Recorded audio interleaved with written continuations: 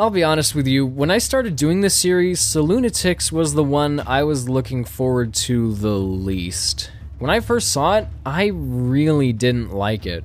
It wasn't very funny, the animation made me think there was a problem with my internet connection, and I didn't think it was that interesting.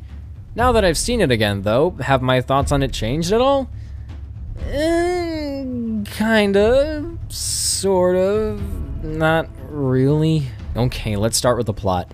It's a flashback to the Wild West. Ed's a detective named Edward Gold who arrives in the town of Spitbucket, USA looking for Prince Matthew, who's supposed to be a member of the British royal family, but I don't expect how anyone can take him seriously with a picture like this. He gets help from Sheriff Thompson, but all he does is show him how to work a gun.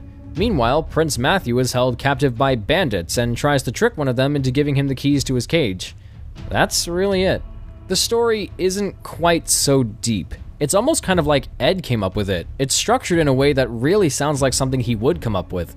Things just kinda happen as the characters go along their day. Some dialogue here, a little comedy there, and if that's what they were going for, I have to applaud them, but as a legacy episode, it's kind of weak. While Fun Dead managed to balance out Ed's simplicity and Tom and Eddie's writing perfectly, this feels more like it's stuck in the middle. Although, it should be fair to mention that Ed actually did come up with the opening sequence, if my knowledge is correct, so that's something. I'm gonna go back to What the Future for a second. It didn't have a really strong plot, but it had a lot of good jokes to make it worth watching. Does Saloonatics work in the same way? Personally, I don't think so. The comedy is really hit and miss. Some jokes feel kind of forced, and then there are others that I just don't find very funny. I only recall snickering at least once or twice while watching this episode multiple times. That's never happened to me in an Eddsworld episode before. And I don't know what it is about this episode, but for Eddsworld standards, it just seems a little too over the top. Other episodes had their goofy moments, but they were still grounded in some way. Saloonatics just goes totally off the wall with gunshots, screaming, running around, a moment where it randomly changes styles, and for Eddsworld, there's only so much I can take. A little more time to breathe would be nice, please. Now let's get to the more polarizing thing about Saloonatics, the animation style. Of course, it was done by Pearl Zhang and her team at Studio Cacti, and I actually used to be friends with Pearl.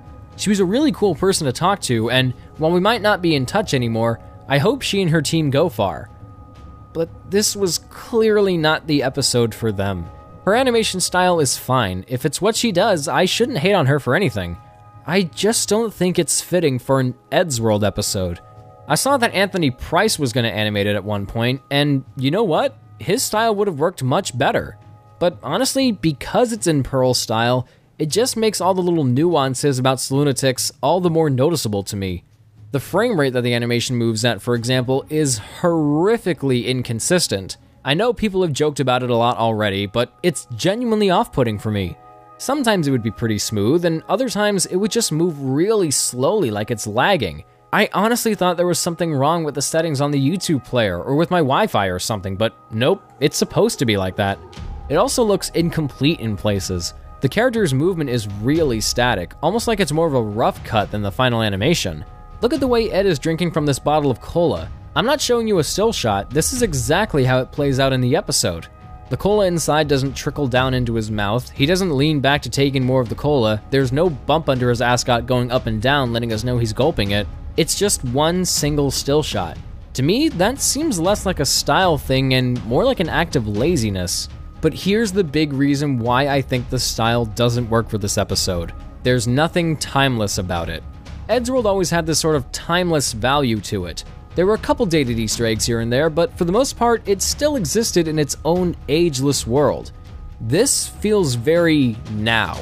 There's something about Saloonatics and its sort of Tumblr art style that doesn't make me feel like I can watch this 10 years from now and not look at it as dated. It also doesn't help that there's an Undertale reference. Yeah, that's still going to be current in 2027. Okay, if you're a fan of this episode, that's absolutely fine. I'm not going to be that guy who says, "How could people like this garbage?" because it's not garbage, and I get why people like it. I just have a few personal gripes with Saloonatics. I really did want to like it. I love the idea of Eddsworld doing a Western episode, but I just think that the execution here could have been done a lot better. If it was a bit funnier and a lot less crazy, I definitely would have enjoyed it more. And I have nothing against Pearl, but it easily could have benefited from a different animation style. For my money, you can skip this one.